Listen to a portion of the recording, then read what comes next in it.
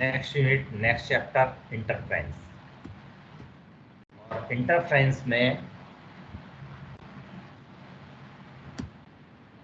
जो स्टडी करेंगे that will be about coherent sources, interference in thin film, necessity of extended sources, Newton's ring and its application, and optical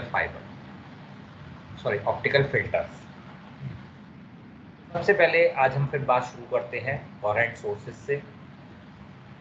coherent sources जैसा कि आप लोग जानते हैं कि वो सोर्स जिनसे कांस्टेंट फ्रीक्वेंसी या कांस्टेंट फेज डिफरेंस की वेव या जीरो फेज डिफरेंस की वेव्स एमिट होती हों और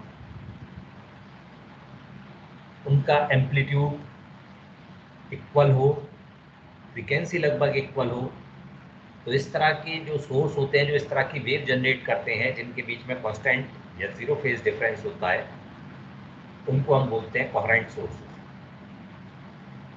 तो कोहेरेंट सोर्सेज डेवलप करने के दो टेक्निक होती हैं कि हम या तो डिवीजन ऑफ एम्पलीट्यूड से या डिवीजन ऑफ वेव फ्रंट से कोहेरेंट सोर्सेज डेवलप करें।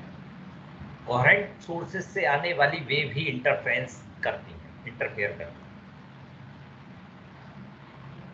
तो इंटरफ्रेंस के बारे में जैसा कि आप जानते ही हैं कि इंटरफ्रेंस जब दो या दो से ज़्यादा वेव सुपर इम्पोज होती हैं, दो या दो से ज़्यादा कोहेरेंट वेव सुपर इम्पोज होती हैं, तो उनकी एनर्जी का रिडिस्ट्रीब्यूशन होता है।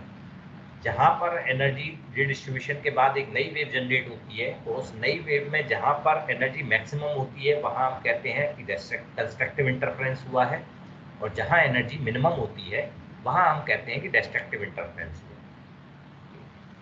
तो इंटरफ्रेंस कोहेरेंट सोर्सेज से आने इंटरफ्रेंस के लिए कोहेरेंट सोर्सेज से आने वाली वेव्स होना जरूरी है। तो कोहेरेंट सोर्सेज जैसा मैं बता रहा था दो तरीके से डेवलप किए जा सकते हैं, division of wave front end division of amplitude. इसी तरह से इंटरफ्रेंस भी डिवीजन ऑफ वेव फ्रंट और डिवीजन ऑफ एम्पलीट्यूड दो तरीके से कराए जा सकते हैं। डिवीजन ऑफ वेव फ्रंट में हमारी कोशिश ये रहती है कि जो सोर्स हो वो नैरो सोर्स हो, जिससे निकलने वाले वेव फ्रंट को हम दो पार्ट में ब्रेक कर लें, जैसा कि यंग्स डबल स्लिट एक्सपेरिमेंट में किया गया था,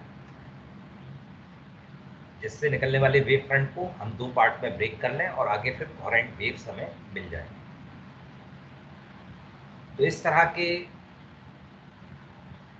इस प्रिंसिपल पर जो बेस्ड एक्सपेरिमेंट है, जैसे आपका यंग्स डबल स्लिट एक्सपेरिमेंट है, लॉयड मिरर है, फ्रेस्नेल बाइप्रिज्म है, वो डिवीजन ऑफ वेव फ्रंट पर काम करते हैं। तो डिवीजन ऑफ वेव फ्रंट में हमें पिन होल सोर्स चाहिए होता है, जिससे इतना माइन्यूट होल, इतना नैरो होल, जिससे कि हमें सिर्फ और सिर्फ एक ही वेव मिले, जिससे हम आसानी से कोहेरेंट सोर्स डेवलप कर सकें। वहीं डिवीजन ऑफ वेव फ्रंट में हमारी कोशिश ये रहती है कि सोर्स जो है वो एक्सटेंडेड हो, बड़े से बड़ा हो, जिससे ज़्यादा से ज़्यादा लाइट वेव को हम पैरेलल बीम में कन्वर्ट कर सकें। पैरेलल बीम में कन्वर्ट करने से मीन्स उनके एम्पलीट्यूड को गवर्न कर सकें, स्टडी कर सकें।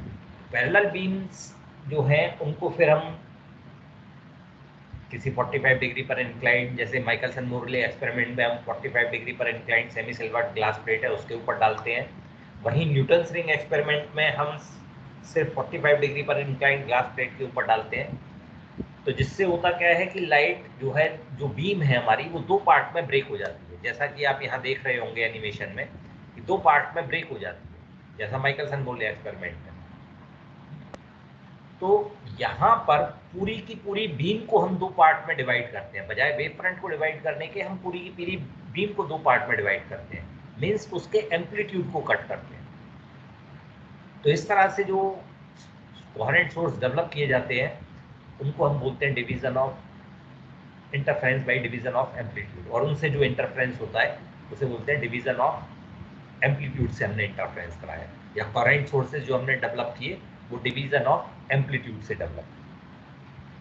तो इस तरह से हम इंटरफ्रेंस को दो कैटेगरी में डिफाइन कर सकते हैं, interference division by wave front end division of amplitude. और डिवीजन ऑफ एम्पलीट्यूड में जो आप एग्जाम्पल लेते हैं, माइकलसन मोर्ले एक्सपेरिमेंट है, न्यूटन्स रिंग एक्सपेरिमेंट है, और सबसे ज़्यादा इंटरेस्टिंग थिन फिल्म के अंदर जो इंटरफेरेंस होता है, जो हुक्स ने डिस्कवर किया था।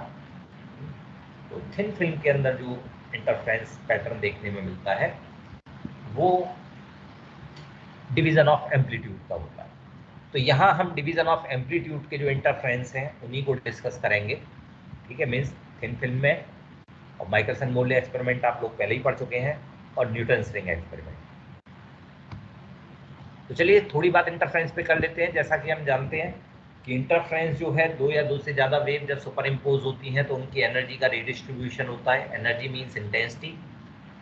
तो सुपरपोजिशन के प्रिंसिपल के बाद जो इंटेंसिटी फाइनल इक्वेशन की आती है, that is I equals to I1 plus I2 plus 2 under root I1 I2 cos phi. Cos phi जो है, ये दोनों इंटरफेयरिंग बीम्स जो है I1 और I2 जो है, जो इंटरफेयरिंग बीम्स की इंटेंसिटी है ये, तो जो इंटरफेयरिंग बीम है उनके बीच का फेज डिफरेंस है। तो इस इक्वेशन में इंटेंसिटी कहाँ पर मैक्सिमम होगी, कहाँ पर मिनिमम होगी, ये सिर्फ और सिर्फ कॉस फाई के ऊपर डिपेंड करेगा। तो जहाँ पर कॉस फाई की वैल्यू मैक्सिमम होगी वहाँ हम कहेंगे कि कंस्ट्रक्टिव इंटरफेरेंस होगा, और जहाँ पर कॉस फाई की वैल्यू मिनिमम होगी वहाँ हम कहेंगे कि डिस्ट्रक्टिव इंटरफेरेंस होगा। डिस्ट्रक्टिव इंटरफेरेंस के केस में क्या होता है कि जब दो या दो से ज़्यादा वेव्स मिलती हैं तो उनका एम्पलीट्यूड इंक्रीज कर जाता है। वहीं डिस्ट्रक्टिव इंटरफेरेंस के केस में दो या दो से ज़्यादा वेव जब सुपर इम्पोज होती हैं तो उनका जो एम्पलीट्यूड है वो सीज हो जाता है। आप यहाँ एनिमेशन में भी देख सकते हैं कि जब सेम एम्पलीट्यूड पर आती हैं तो जब कंस्ट्रक्टिवली इंटरफेयर करती हैं तो एम्पलीट्यूड लार्ज हो जाता है, और जब डिस्ट्रक्टिवली इंटरफेयर करती हैं तो एम्पलीट्यूड सीज हो जाता है। तो कहाँ पर जो है वो एम्पलीट्यूड मैक्सिमम होगा, कहाँ पर एम्पलीट्यूड मिनिमम होगा, ये हम उनके फेज डिफरेंस से समझ सकते हैं। कॉस फाई की वैल्यू मैक्सिमम कहाँ पर होगी, कॉस फाई की वैल्यू होती है मैक्सिमम +1। तो +1 कहाँ पर होगी, जब डेल्टा की वैल्यू 2n पाई होगी, मीन्स पाई, सॉरी ये डेल्टा नहीं पाई है। तो जब फेज डिफरेंस जो है वो 2n पाई होगा, मीन्स इवन मल्टीपल ऑफ पाई होगा। और in terms of path difference अगर बात करें तो even multiple of half of wave length होगा, मीन्स n लैम्डा होगा। वहां पर कंस्ट्रक्टिव इंटरफेरेंस देखने को। वहीं डिस्ट्रक्टिव इंटरफेरेंस जो है, डिस्ट्रक्टिव इंटरफेरेंस के लिए वैल्यू मिनिमम होनी चाहिए। डिस्ट्रक्टिव इंटरफेरेंस के लिए कॉस फाई की वैल्यू मिनिमम होनी चाहिए, और कॉस फाई की मिनिमम वैल्यू कहाँ पर मिलेगी, जहां पर जो फेज है वो ऑड मल्टीपल ऑफ पाई होगा, वहां पर -1 आ जाएगी।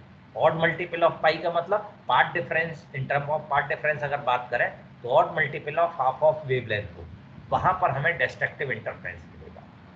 तो इसी कंडीशन को, मीन्स कब पार्ट डिफरेंस मैक्सिमा, कब path difference even multiple of half of wavelength है, मीन्स डिस्ट्रक्टिव इंटरफेरेंस हो रहा है। कब path difference odd multiple of half of wavelength है, मीन्स डिस्ट्रक्टिव इंटरफेरेंस हो रहा है। इससे ही आगे स्टडी की जाती है।